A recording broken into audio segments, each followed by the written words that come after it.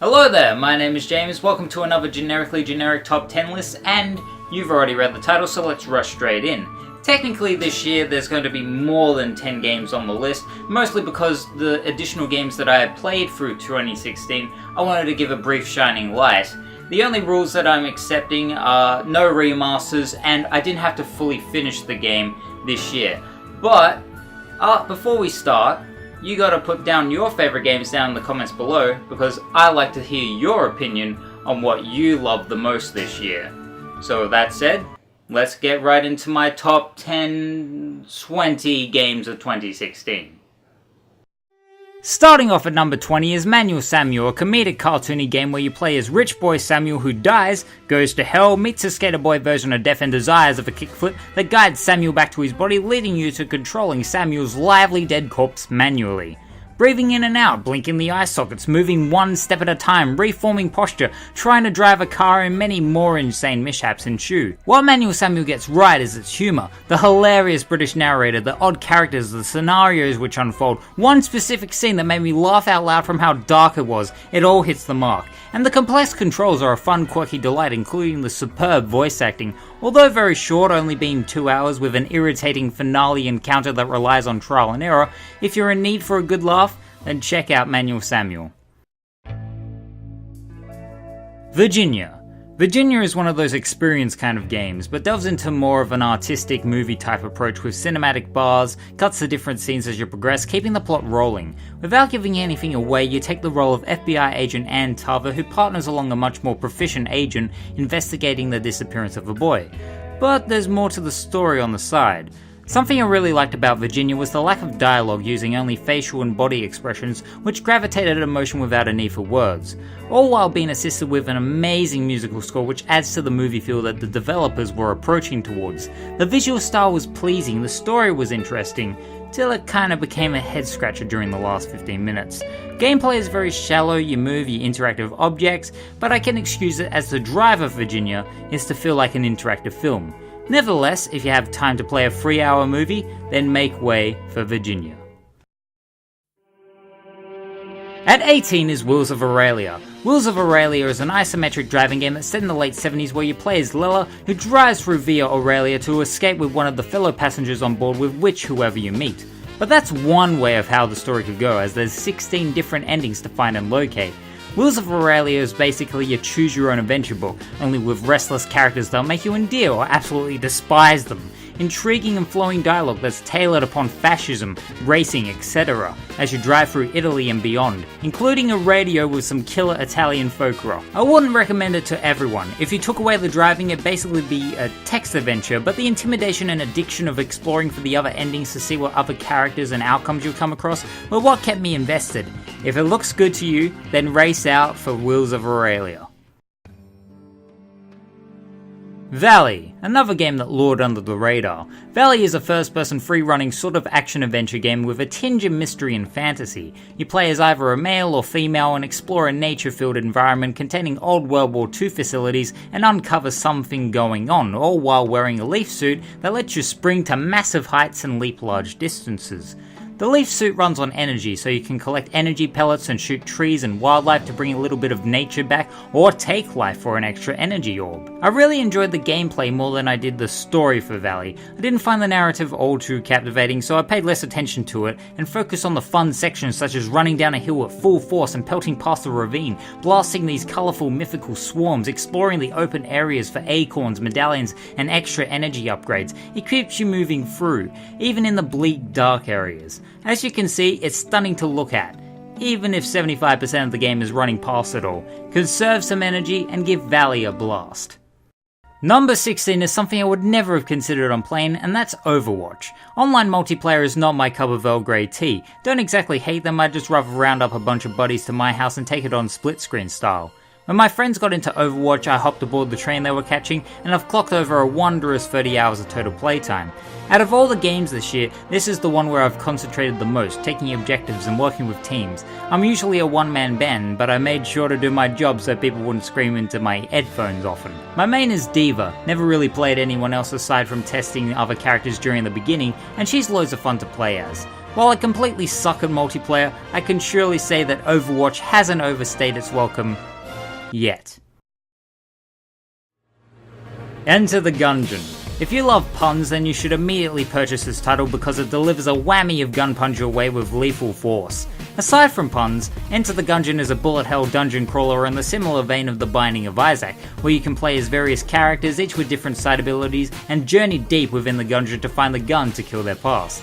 Not only is the gameplay a joy to roll through, fending off against bullets, shooting bullets in condensed rooms, fighting the big bad bosses and grasping the satisfaction of finding sweet guns and health in desperate need, Enter the Gungeon shows no mercy, and I love it for that. I've died plenty of times, and when I come back to it, I know I'll die some more. If it's all for hearing the kick-ass main theme and gaze at the stylish pixelated graphics, then sign me up, please.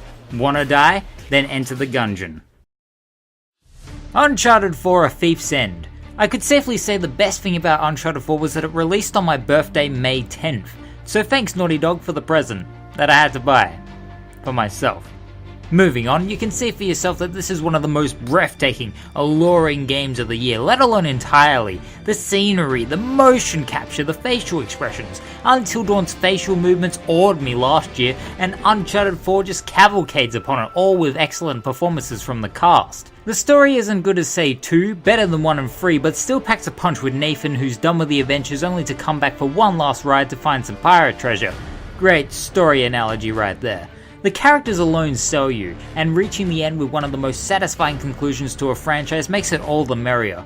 If you're questioning why it's lower on the list, my main reason is that the gameplay didn't really pull me in. Hiding in cover, shooting the monsoon of enemies left me uninterested and bored, even though they spice it up with stealth and rope swinging.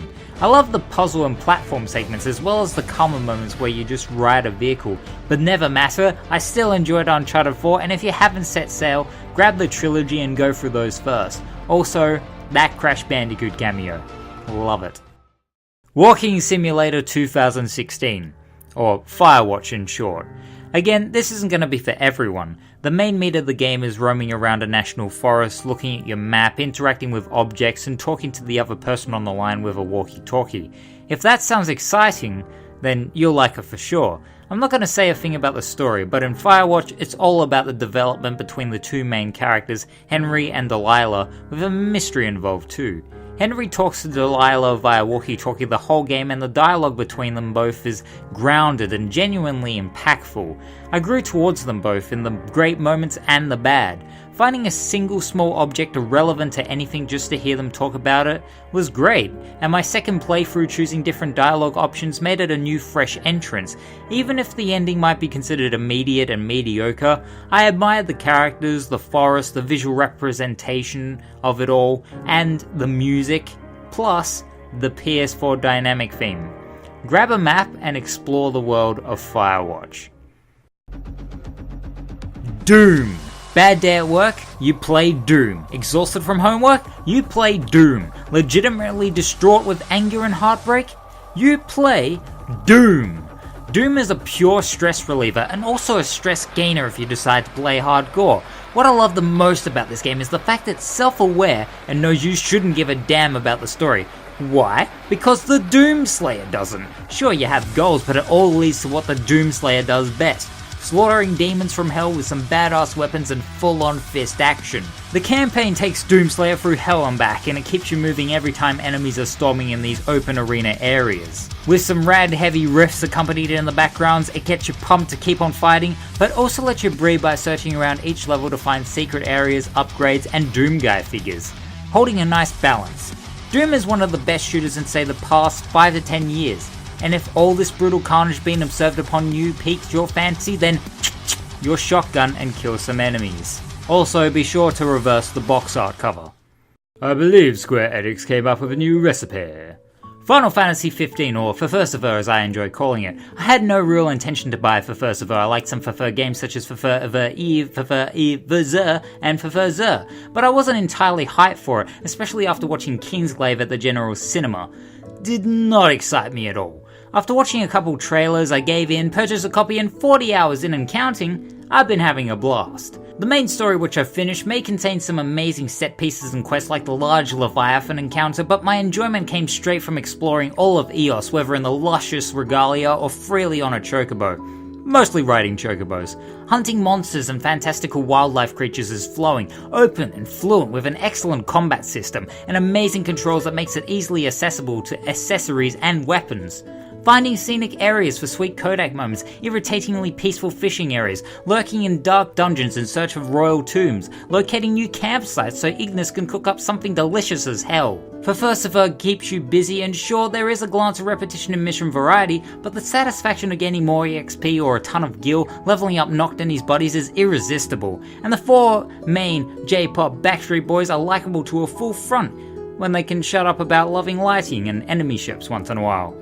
Such small scenes of Noctis talking to Prompto, Gladio and Ignis provide more charm to these leather jacket wielders, and Final Fantasy XV is a game for fans and first timers, and definitely rocks the best of both worlds. For number 10, rising from the embers, is Dark Souls 3. After Bloodborne, I was truly battered and worn out from Souls games for a good while. Then came Dark Souls 3 a literal year later, all ready to burn my gaming soul to a crisp. A few days after release, I stormed through the world of Dark Souls yet again, made myself a sorcerer that looked like Sting from the movie Dune, and after say 5 hours, I was not feeling it. Even when I was immensely captivated towards the foreboding atmosphere and illustriously wide, large landscapes. I dimmed the candle for a few months and came back full force with some accompanying help to finish the game before Christmas to defeat the Lords of Cinder, the Solar Cinder, and light the last bonfire. I couldn't let the game beat me, and I wanted to know what new area I'd come across after each boss battle, what the new boss could look like, its size, the way it attacks upon you, what enemies could lie further down the path, meeting more side characters, leveling ever so slightly higher through, gaining more lore from this world.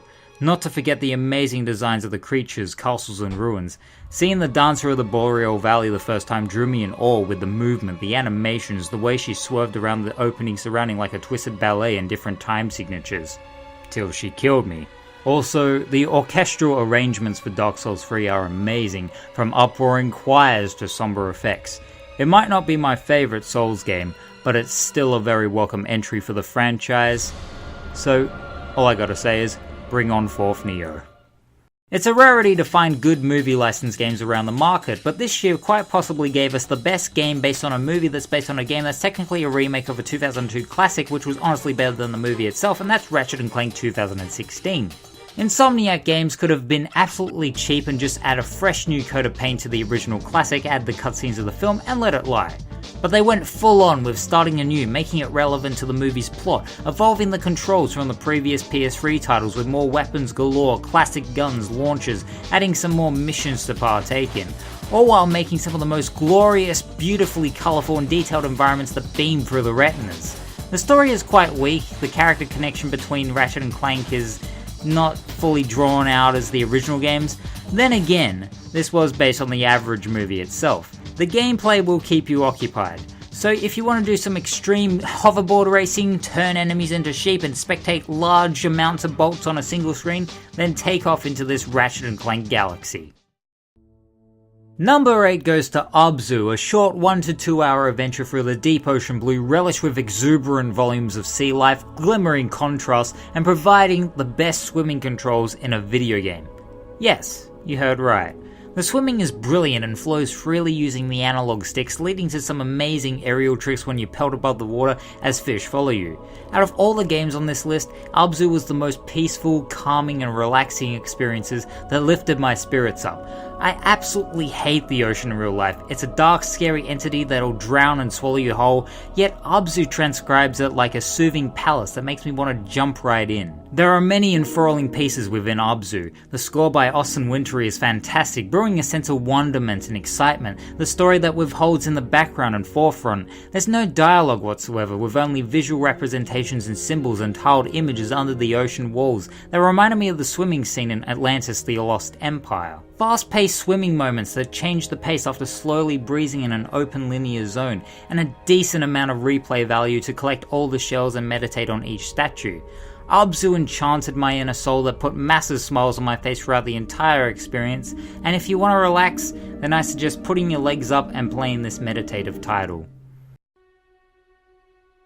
The Last Guardian. After a decade of going through development hell, The Last Guardian finally made it onto shelves, and I took home the big collector's edition with the Trico statue. Now, rather than talking about the game itself, let's first look at this statue. Trico is highly detailed to a T with wide forms of textures and is pleasurable to glance at. It doesn't seem like it was a plastic creation, but then you focus on the rest of this statue and realize the rest is less so. The boy is subpar compared to Trico, and the ground is definitely not admirable. This kind of summarizes the game.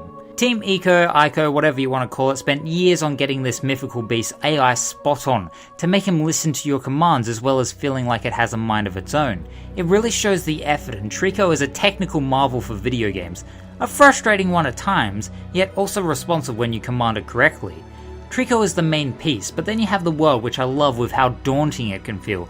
You don't know what's to come in either the form of a platforming puzzle or the form of an enemy.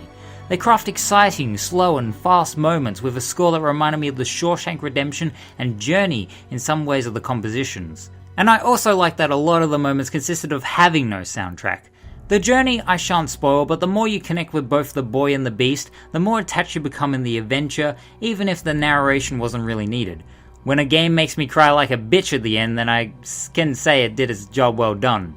As for problems, the camera can be a pain to handle, specifically tight, small, claustrophobic sectors. The frame rate can chug a fair amount, going 20 below, and the game informs you how to press a button 6 hours in when there should be an option to turn it off.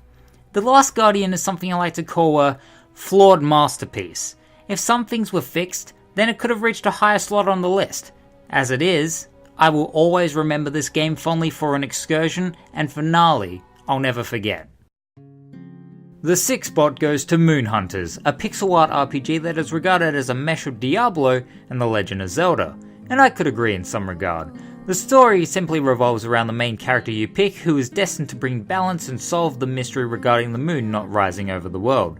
Moon Hunters is a choose-your-own adventure with enough variety to make each playthrough fresh and interesting. Different endings, different pathways, different options, different traits to be remembered for, and when your story ends, it turns into a story to be told in the stars as a constellation. You can play by yourself or go up to 4-player couch co-op containing a range of diverse characters to choose from with dissimilar ability styles, which tugs a smooth-flowing fighting system that can be upgraded to reach ultimate attack levels. The pixel art is wonderful, giving this world a pulse that I enjoy coming back to with imaginative creatures, magic, myths and stories, all while being randomly generated on every single session. The music is fantastic, really puts your mind at ease with a few tracks. The most important thing is the amount of content received in Moon Hunters, which keeps you busy for hours on end, getting all the endings, filling all the constellations, baking all the hidden recipes, leading to the best run that could ever be foreseen. Me talking about Moon Hunters in such a small, brief detail is a large disservice on my part, but take my word, if you love RPGs, you'll sparkle over Moon Hunters. The Witness. This is a game where you roam about an island with lots and lots of maze puzzles to complete. 650 of them. I'm not going to show much of the puzzles, more or less the scenic surroundings, but man oh man, did The Witness burn my brain with the amount of puzzle solving I had to do. I come back to it now and again to further my progress, even if it is spending a whole hour on a single puzzle. A few puzzles seem impossible, and apparently only 1% of players will be able to figure it out. Something The Witness accomplished was that it beat me. It beat me at beating the game. I refuse to watch guides and walkthroughs on how to crack each puzzle, otherwise it'd be a major disfavor towards the main intention of The Witness, which is to challenge your brain. Even though I've not completed every puzzle on the island, I'm quite satisfied with how far I got through, with 60 hours and ticking. So if you want to solve difficult puzzles in a large, colourful island, then try out The Witness. Just be sure to take a break here and then. Inside, a very dark and eerie creation from the minds of Limbo, Playdead. In the same vein of Limbo, Inside is an environmental puzzle platformer and succeeds at enabling you into the world, challenging the player with thought-providing puzzles, a story that keeps moving the more you traverse through forests, factories, industrial facilities, labs, and secret depths below, supplying the biggest jaw-dropper climax of the entire year. The visual fidelity serves a drab, murky, soulless atmosphere, painting everything in a pale grey whilst pertaining a layer of mild colour. The main colour you see is from the boy by his red shirt, and even then is in no way sharp with bright contrast. The audio is audaciously delicious, a game definitely meant for headphones and adds more involvement. It might be a very short game, but it makes the game more compact, and I'd rather have that than an extra 3-hour section that's clearly padding. Inside has you thinking about it after the credits roll, and even further down the line leading to discussions with the others on it. Control Inside when you get the chance.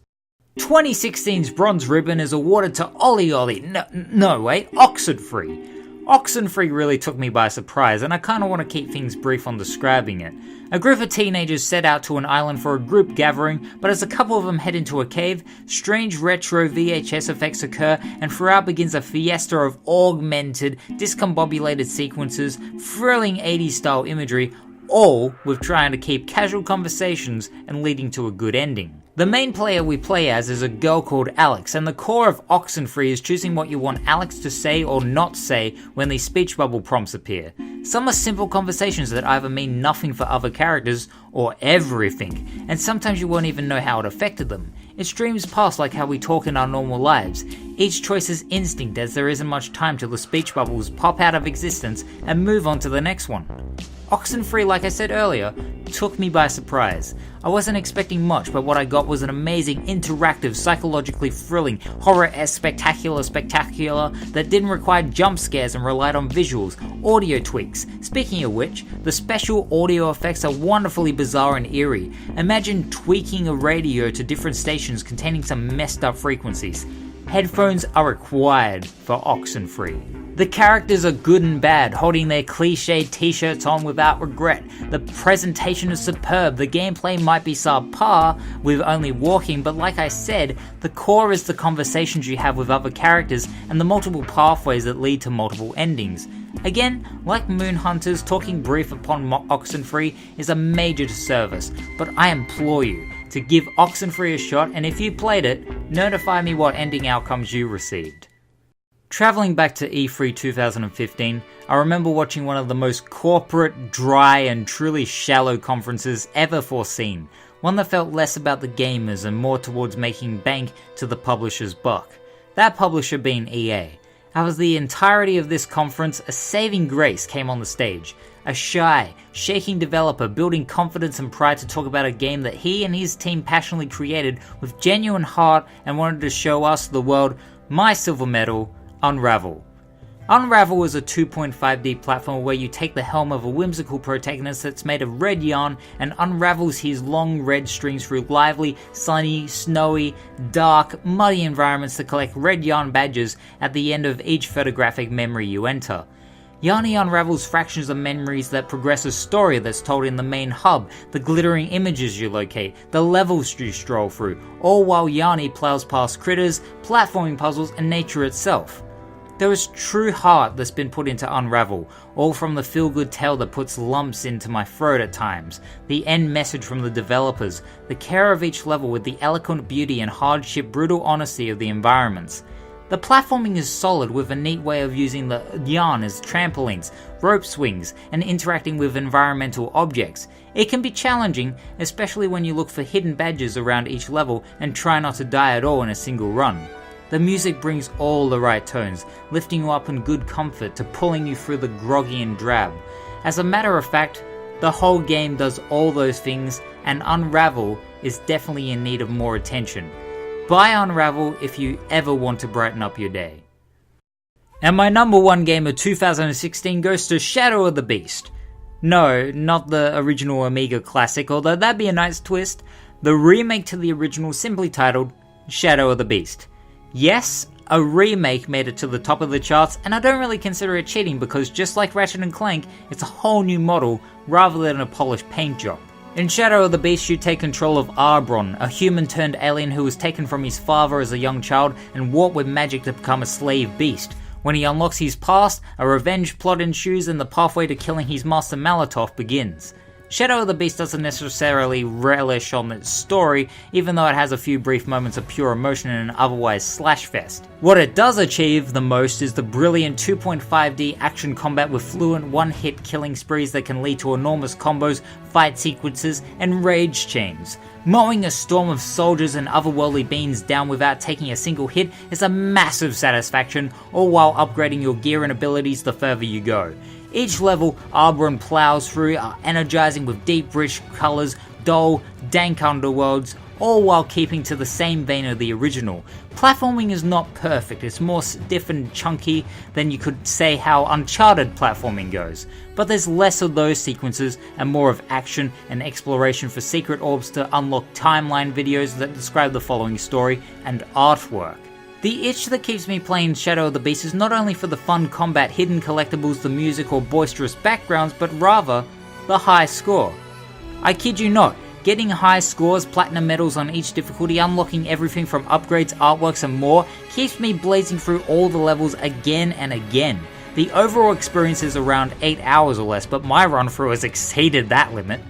Trying to finish each level, collecting all the hidden items, not getting hit once, achieving a whopping killer rack of combos, finishing the level at a consistent time keeps me moving on and on. I want to 100% Shadow of the Beast, and I'm definitely gonna by the end of 2017. Another thing this game has exceeded upon is getting me interested in the original franchise. What's cool is with the points you get from each level goes towards unlocking extras, and the best extra is being able to play the original Amiga version. I own the Sega Master System version so far, and I really want to try out the other installments. Shadow of the Beast just really stuck with me. I think about it whenever I want to play any game in my library, maybe to reach a tad higher on the leaderboards or find another hidden secret or mainly wholesome entertainment. If you love the original series, you'll dig it. Even if you just love retro games in general, you'll probably like it. I know many probably haven't heard of much of this game, but if you intend on getting a PS4, then try out Shadow of the Beast 2016 for an excellent modernized rendition of a retro classic. And those were a bunch of video games that I quite enjoyed over 2016. It was actually quite a good year for video games, aside from all the other shit that happened over the past year. But there's always the future, and so, as I said earlier in the video, give me your favorite games because I like to see your opinion on what you found to adore last year. So, as I usually did like in my last video, I'm going to do another Oh My God fact, the last one for 2016 and entering into the first year. And that is, Hershey's Kiss got its name from the puckering sound made by the manufacturing equipment as a chocolate was dropped onto the conveyor belt. Bring on 2017, baby.